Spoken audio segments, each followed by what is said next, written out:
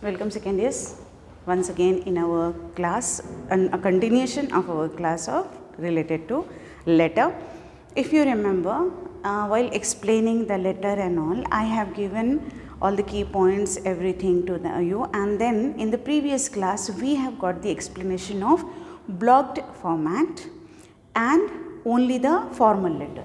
Now this time we are going to get the explanation of informal in the blocked format. Informal letter. To whom we write down the informal letter? To the family, to the friends and to the relatives. So obviously when you write down the informal letter, the way of writing or the sentences what you use could get a little bit different. In the components also there is a slight change. If you remember, I said you block format starts from the left side of the margin. The whole left side everything would be written. Nothing would be at the other part or other side of the paper. Okay, everything could start from the left margin and no punctuation marks in any of the places where commas, full stops, nothing are needed except body of the letter. Except body of the letter, we could not put anywhere the punctuation marks. Okay. Now here we will start the getting a little bit awareness of the components of informal letter in which format? In blocked format. Okay. Now this is address. First is the address of sender, from the person who is sending, who is writing the letter. That could be first one. Here one thing you just keep it in mind, that there is no need to write down your name, no need to write down your designation, because you are writing to your own family, own friends and the relatives, and where is the need to mention it out, so and my name is so and my all these like details, I'm working in here and all. What is the need for that? So we write down only the place. Place means here like house number and all the address, overall door number or the apartment which you are living, so whatever, even the hostel, because sometimes it happens that the people have to live in the hostels and all. From their own family they have to be live far off. So that places can be written, that particular place to be written. Then where you are, which town or which city you are staying, then the state or the country if other one. If same also you can go ahead and write it down, fine. That is the first thing of the address of the person who is writing the letter. Next is the date. As I said, date could be written like this, whole name of the month, no short forms. Whole complete spelling of the month could be written with the date like that and this year. Okay. Next is salutation. Here salutation, in salutation, dear, then afterwards write down the name of a friend to whomever you are writing, or the siblings to you to whom you are writing the letter. Because I have seen that many of the students have a habit of writing dear friend. How can you call your friend as friend only? You can call them by their names, don't you? So where is the need to write down dear friend? Yeah, they are your friend. The person is your friend. That's why you are writing the letter, informal letter. But you have to mention a name. If you want to write down your own friend's name, go ahead. If you want to write down like some name which is very popular, you can go ahead. Fancy names, no worries. But don't write down dear XYZ, dear ABC or dear friend. These are a big no-no. Okay. So here what you have to do, dear like Srinu, dear Rita, dear like any of the names you can take, Raj, whatever you feel like that. Dear, then you can mention it out, or else if they have given you certain pattern, like certain they have given question as write down a letter to your friend who is aspiring for his MSET or something, and he is staying in a hostel, or like this one. So he, they are mentioning he means you have to take the name of a male. If they have written any of he or she, so you can write down obviously of your own choice. Then siblings, any of these, suppose they want you to write down to your younger brother or younger sister, so you can write down any name. Don't write down dear younger brother, it looks so odd, right? So you take the names, go ahead with that and write it down. Even for elder brother also, dear so and so, if you want to call them bhaiya and all, you can go for that, fine. Next is dear father or dad, it's up to you. Dear father, dear mother, or dear dad, dear mom, because it is an informal letter. We are not supposed to show a formal tone. It should be informal tone, okay? Now these are the three things. First is the sender's address, then date, then salutation. Now next is here body of the letter. In the body of the letter, what you have to see is that it should become more conversational. Like more sentences to be used, because in the format of the formal letter, we discussed that it should be short and to the point.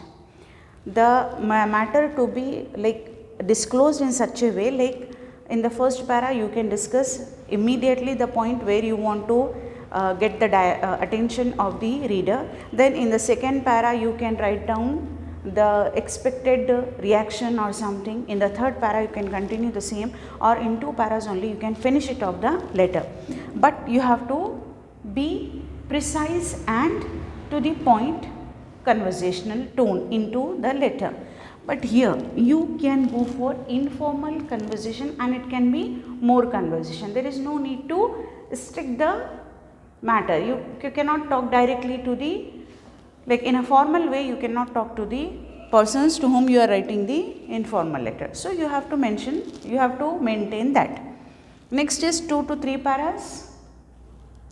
In first para you can inquire about their health or something. In second para I have given you some beginnings and endings, and then in the second para you can write down the actual matter what you are expected to write down or according to the question. Then in the third para you can convey, in the concluding para, whichever para could be yours, you could convey your wishes and regards.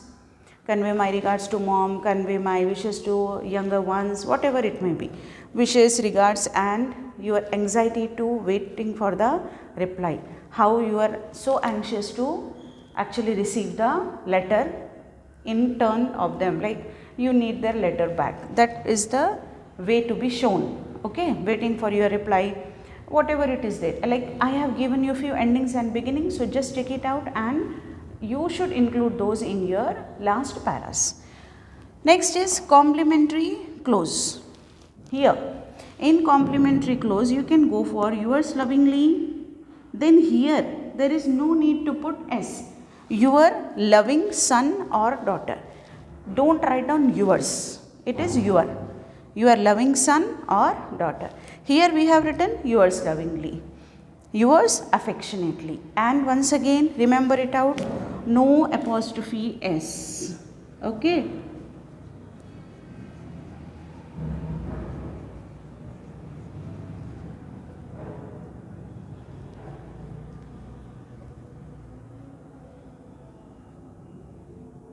No apostrophe S, right? Got? Remember this one. Yours lovingly, your loving son or daughter, or yours affectionately, without apostrophe S. Next is the last thing is that in the informal letter, your address. Address of whom? To whom you are writing. Here you have written the address of your own self, because you are the writer, na? You are the sender. Obviously, you are the one who is writing the letter. So here you have to write down the letter name of the recipient to whom you are writing. What, suppose you have taken here in salutation, dear Srinu, okay, just for example, dear Srinu. Here you have to write down the recipient's address as Mr. Srinu, K or Mr. K Srinu, as you wish.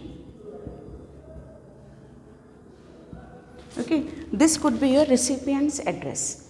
Here you have written the name of the same person's name, you have to write down here at a place where you are writing the to address.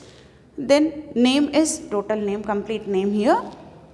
Town, city, state, country, if you can create your own, there is no big deal. And here, after writing this complimentary clause, you have to write down your own name. This is your sender's name. Sender's name, name of the sender, yourself, your name, or whatever you have written, the address and all upside, it is belonging to you. So here you can write down, after writing yours affectionately, Avinash, Rahim, whatever you like the name, you can write down over there. Okay, that your name could be after complimentary clause, and the name of the person to whom you are writing the letter should be written here, and the same name could be repeated here when you are giving the salutation to the person. Okay, I hope you have understood. Then after this, your whole letter get completed. That is your informal letter. There is a slight difference in informal and formal, is that here in the formal letter, normally we take the two addresses, one address, date, and the other one, like from two addresses could be at near to each other. But in the informal letter, we take one address at the first and the other address at the last. So I hope you have understood the whole thing, whatever I wanted to explain. And I am expecting that you can write down good letters, because there are certain exercises at the back of the reader and it is being solved in your study material. But I don't want the same letters to be repeated. Read the answer of those letters and write down in your own words, because unless and until you get the practice of writing your own words letters and your own imaginative letters, you cannot able to do better in the letter writing.